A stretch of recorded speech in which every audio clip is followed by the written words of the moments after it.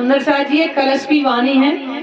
जैसे मंदिर होता है और मंदिर के ऊपर कलश होता है, सबसे ऊंचाई होता है, ऐसे ही कलश की वाणी। इसे प्रकरण है 10।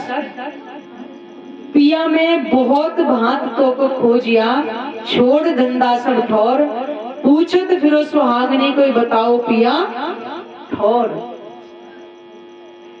पिया में बहुत भांत तो को खोजिया, ये कब की बात है? सबसे पहले जब ब्रह्मा के संसार में आई थी, जिनका भागवत पुराण के अंदर आता है, देवापी और मरु का वर्णन आता है। तो देवापी थे भीष्म पिता के पिता थे, शांतनु उनको भाई थे देवापी, जिनका इस कलयुग में देवचंद जी नाम पड़ा है।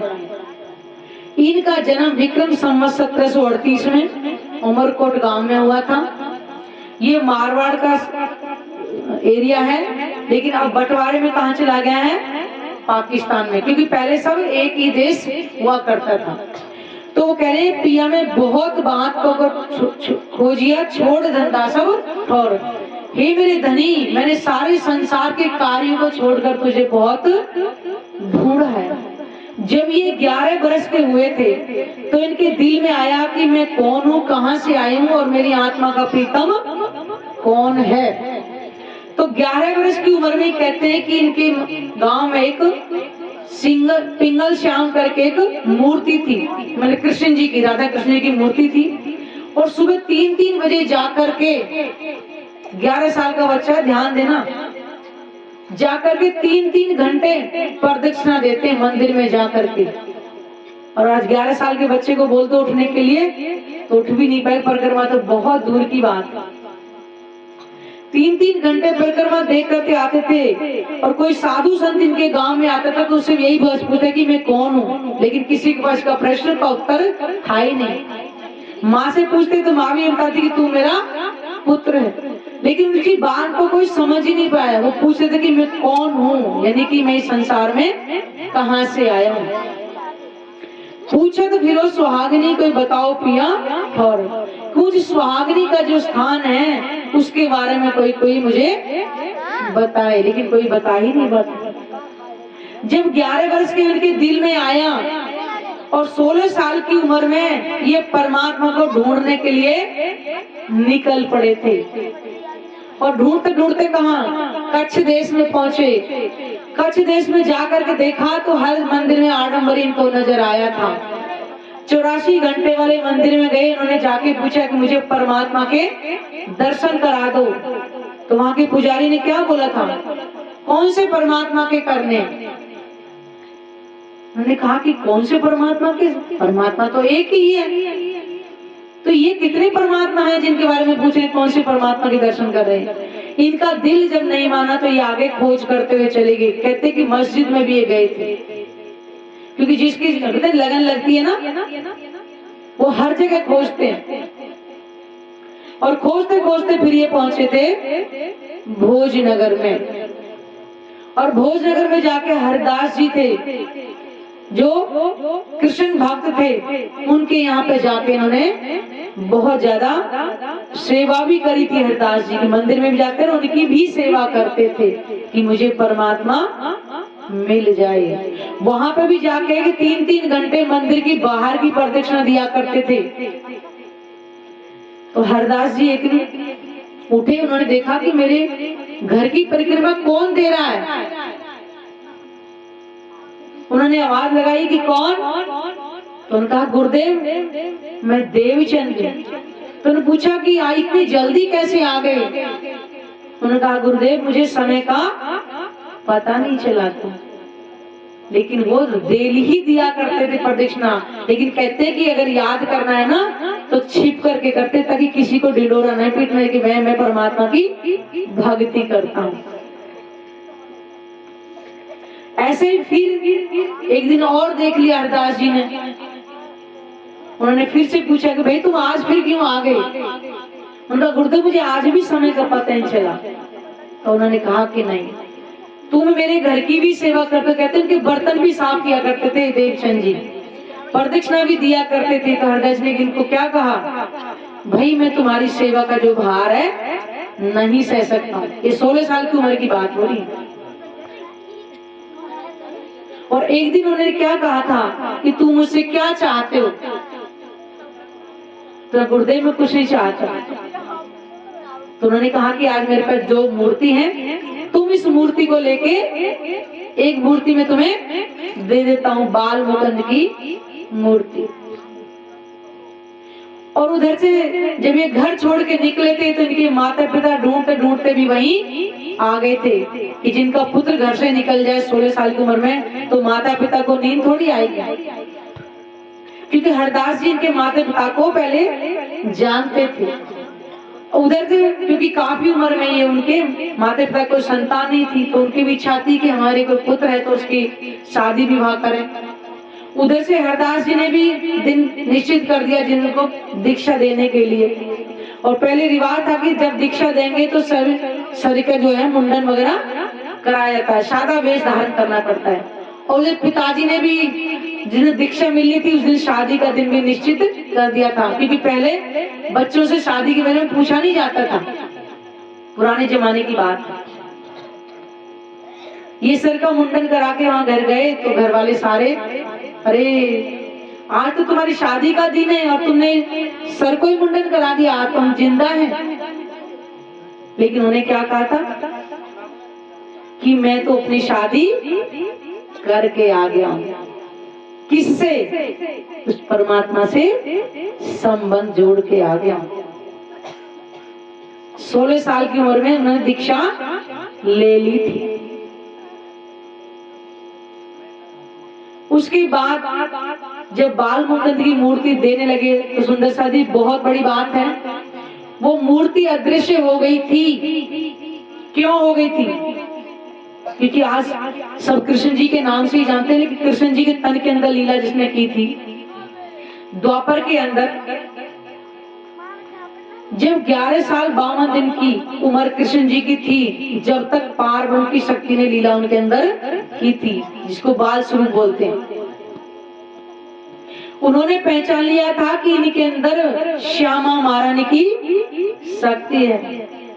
मैं इनकी सेवा का भार नहीं सह सकता, इसी कारण से वो जो मूर्ति अदृश्य हो गई कि तुम मुझे इनके घर पधरा रहे हो, इनके कारण तो मुझे अखंड मोक्ष मिला हुआ है। आज हम मूर्ति पूजा करते हैं जिस तन के अंदर हमारे राज्य ने लीला करी थी, ये भेद है। हरदास जी को कभी दर्शन नहीं हुए थे, लेकिन जब जिस दिन मूर्ति अदृश्य हो गई थी, क्योंकि सारे घर वाले ढूंढ रहे कि मूर्ति कहाँ गई, किसी घर में बच्चों को छोड़कर किसी ने भोजन नहीं किया था, किसी उसमें की मूर्ति कहाँ चली गई। रात के समय हरदास जी जब सोए तो नहीं थे, लेकिन जैसे निद्रा में बैठ जाते हैं तो उसी समय उनको दर्शन दिया था। उन्हें पूछा कि हुजूर आप कहाँ गए थे? उनका हम तो यहीं पर बैठे, हम कहीं नहीं गए थे। तो मूर्ति ने लेकिन क्योंकि परमात्मा जिस तन के अंदर लीला कर गए हो, उनका भार यहाँ कोई सह नहीं सकता। तो उन्हें बताया कि जिस तन के अंदर पार्वती की शक्ति है तुम मुझे देना चाह रहे थे, मैं इनका एहसान नहीं सह सकता हूँ। इतने में उनका जो ध्यान है वो टूट गया। तो उन्होंने कहा कि अब मेरे से गलती क्या हुई, क्योंकि मैंने तो इनसे अपनी सेवा करा ली, घर के बर्तन भी साफ कराए हैं इनसे, मेरी प्रदक्षिणा भी दिया करते, अब मेरा उद्धार कैसे होगा। तो उन्होंने कहा कि जैसे ही वो रास्ते में आए आप उनके चरण पकड़ लीजिएगा, आपके गुनाह माफ हो जाएंगे। जब देवचंद जी मंदिर की तरफ आ रहे हैं तो हरदास जी दौड़ कर मेरे चरणों में प्रणाम करने लगे। तो उन्होंने पूछा गुरुदेव ऐसा अनर्थ क्यों कर रहे हो? तब उन्होंने बताया कि मुझे तुम्हारे स्वरूप की पहचान नहीं थी, मुझे तो आज बाल मुकुंद जी ने पहचान कराई है। सुंदर सा जी खोज बहुत बड़ी बात होती है कि जब खोज ही नहीं करने जाएंगे तो हमें पता क्या चलेगा। एक खोज करते करते फिर वहां पर जब हरदास जी ने उनके बोला, क्योंकि सपने में इनको ध्यान के द्वारा इनकी सुरता कहाँ गई थी, अखंड ब्रिज के अंदर। वहां पे राधिका के रूप में जब इनकी सुरता गई थी, वहां कृष्ण जी के साथ कैसे घुघरी का प्रसाद खा रहे थे और कैसे उनका ध्यान टूटा था। तब हरदास जी ने बोला कि आपकी मंजिल और आगे है। उसके बाद जाकर के इन्होंने 14 वर्ष तक निष्ठा बंद एक दिन भी नागा नहीं हुई थी, जाकर के भागवत श्रवण करी थी। इतना इतना कष्ट सहरे देखिएगा खोज करने के लिए। 14 वर्ष के अंदर क्या उनको घर के कार्य नहीं हुए होंगे? कोई क्या बीमार नहीं थे? बीमार भी थे, लेकिन एक दिन भी उन्होंने नागा नहीं किया था। इतनी लगन थी कि मैं कब उनसे मिलूं। तो परमात्मा ने एक दिन देखा, क्यों कि परीक्षा भी तो होनी है। जब बहुत बीमार हो गए तो घर वालों ने मना कर दिया था कि आज भागवत सुनने के लिए नहीं जाएंगे, लेकिन उन्हें कह दिया भागवत सुनने तो मैं जाऊंगा ही जाऊंगा। और भीतर के माध्यम से जाते कैसे माता जी ने दरवाजा भी बंद कर दिया था, लेकिन फिर वो गिर पड़े। उन्होंने कहा कि मुझे जाना तो जरूर है, ये शरीर छूट जाएगा लेकिन मेरी आत्मा अवश्य ही सुनने के लिए जाएगी। दृढ़ विश्वास था। उसके बाद जब उनकी परीक्षा पूरी होगी, वो नहीं माने, वो भागवत सुनने के लिए गए थे। और एक दिन 2.5 घंटे, एक पैर होता है, राजी से ऐसे ही वार्तालाप उनकी हो रही थी। तब पूछा था तू कौन, आई क्यों कर, कहाँ है तेरा वतन, नार तू कौन कसम की, दृढ़ कर कहो वचन। तू कौन है, तू किसकी नारी है, तेरी आत्मा का प्रीतम कौन है? तो उन्होंने क्या जवाब दिया, लगता है आप ही मेरे खावे। इतना ही है, इससे ज्यादा मुझे नहीं पता। और सतगुरु महाराज को ये बताया कि तुम 12,000 ब्रह्म आत्मा है। ये सुंदर साथ जी इस मानवीय बुद्धि में आने के लिए कहा गया है। परम धाम तो बेशुमार है। तो उन्होंने कहा कि हुजूर मैं कैसे ढूंढूंगा उन ब्रह्म आत्माओं को? तो राजी ने क्या कहा, तुम्हें ढूंढने की आवश्यकता नहीं, लेकर तो मैं ही आऊंगा, तुम्हें केवल प्रेम करना है। सुंदर सा जी उसके बाद वो कभी भागवत सुनने के लिए नहीं गए थे। कारण क्या है, क्योंकि राजी ने देखा कि मेरी श्यामा महारानी मुझे पाने के लिए इतना कष्ट सह रही है। क्योंकि बीमार जब पड़े थे, इतने में तन छूटने की भी उम्मीद थी, लेकिन वो तभी वो तन की परवाह ना करके वो भागवत सुनने के लिए गए थे। वो परीक्षा में पूर्ण हो गए थे। तो राजी ने देखा कि अब उसके बाद भागवत सुनने इसलिए नहीं गए क्योंकि भागवत सुनने से राजी के दर्शन नहीं होते, वो परीक्षा में पूर्ण हो गए थे, इसलिए मिल नहीं गए थे। क्योंकि उस तन की वहां तक लीला पूर्ण हो चुकी थी। उसके बाद राज्य की बैठक का पता लगा कि राज्य थे तो अंदर ही, लेकिन उनको पहचान नहीं हुई थी। तो वही कह रहे कि पिया में बहुत बात तो खोजिया, छोड़ धंधा सब और दुनिया के सारे धंधों से अलग थे सदगुरुदेव चंद जी। क्या उनके बच्चे नहीं थे? और कैसे पले थे दिलराम जी भाई के घर में जाकर के। और हम कितनी चिंता करते बच्चों की। और लीलबाई भी जब तन छोड़ चुकी थी, पता है सब। पूछत भरो सुहागनी को बताओ पिया ठौर, कि मुझे मेरी प्रीतम के कोई ठौर मुझे बताओ। मैं नेक बात या की कहूँ तुम कारण खोजा खेल, कोई ना कहे मैं देखिया जिन्हों नीके कर खोजेल। मैं नेक बात या की कहूँ, मतलब मैं इस खोज के बारे में थोड़ा सा वर्णन करना चाहते। तुम कारण खोजा खेल, जिस कारण से ये खेल बनाया है,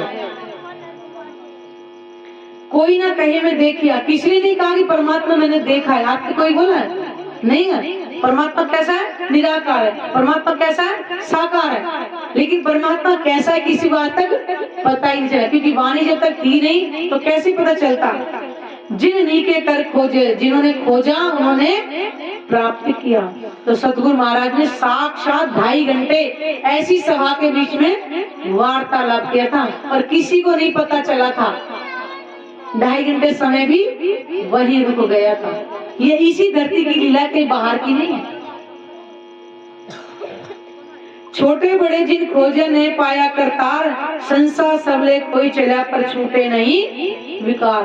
छोटे बड़े यानी कि सबने, संत महात्मा बड़े दिगंबर जैनी सब इन्हें खोजा, लेकिन किसी को करतार उस परमात्मा के बारे में नहीं पता चला। संशय सब ले चला, सबके अंदर क्या था, संशय ही बना रहा, पर छूटे नहीं विकार, किसी के अंदर से विकार समाप्त नहीं हुए। इसी कारण तो परमात्मा की प्राप्ति आज तक भी नहीं हुई। झूठा ये छल कठिन काहू ना किसी की गम, कहाँ वतन कहाँ कसम, कौन जिमी कौन हम। ये छल का जो खेल है कैसा है, झूठा है। काहू ना किसी गम, किसी को इसके बारे में पता ही नहीं चला। कहाँ वतन कहाँ कसम, कहाँ वतन हमारा स्थान है, कौन हमारा कसम यानी हमारी आत्मा का प्रीतम है, कौन जिमी कौन हम, वो कौन सा रहने का स्थान है और कौन हम है, हमें अपनी भी पहचान नहीं हुई थी। सुंदर शाह जी, जब हम किसी चीज की खोज करते, मान लो हम स्कूल की बात लगाएं, अगर हम बच्चा पढ़ने जाएगा ही नहीं स्कूल के अंदर तो पढ़ेगा कैसे, जब वो जाएगा तभी तो पढ़ना सीखेगा। ऐसे परमात्मा को किसी ने खोजा ही नहीं, और खोज भी रहे तो अटकल से परमात्मा नहीं मिलेगा। हिमालय पर्वत की गुफाओं में बहुत लोग साधना कर रहे हैं, लेकिन जब तक हमारे पास ज्ञान नहीं है तब तक कैसे पहचान हो सकती है। ये वाणी हमें पहचान कराने के लिए ही आई है। आप अब हमें कोई हिमालय पर्वत की गुफा में जाके साधना करने की आवश्यकता नहीं है। जिन्होंने खोजा है उन्होंने हमें ये वाणी दे दी है। अब हमें कहीं भटकने की आवश्यकता नहीं है। जब तक हमारे पास एड्रेस नहीं था वहां पहुंचने का तब तक तो ठीक था, अब तो सीधा एड्रेस मिल गया, परम धाम में जाके विचरण कर सकते हैं। इसलिए सतगुरु महाराज ने और दूसरे तन में महाराज ठाकुर जी, इंद्रावती जी के आत्मा ने इतना तप करके इस वाणी को हमारे हाथ में दे दिया है। तो हमें करना क्या है, केवल समर्पण करना है। जो महाराज जी बार बार समर्पण की बात करते हैं, समर्पण का मतलब कि हमारा कुछ नहीं है, केवल तू ही तू। हम छोटी छोटी बातों में विचलित हो जाते क्योंकि अभी हमें अपने पहचान नहीं कि हम कौन है। उस परमात्मा की अर्धांगिनी है, हम अर्धांगिनी पहचानो पहले। जैसे प्रधानमंत्री की पत्नी है, जाके गली गली में किसी से हेल्प मांग ले कि मेरी हेल्प कर दो, वही आज हम कर रहे हैं। पहचान है, उस परमात्मा की आत्मा है। अब हमें खोज नहीं करनी है, केवल समर्पण करना है और अपने घर वापिस चलना है। बोलो श्री प्राणनाथ प्यारे की, सतगुरु महाराज की, धाम के धनी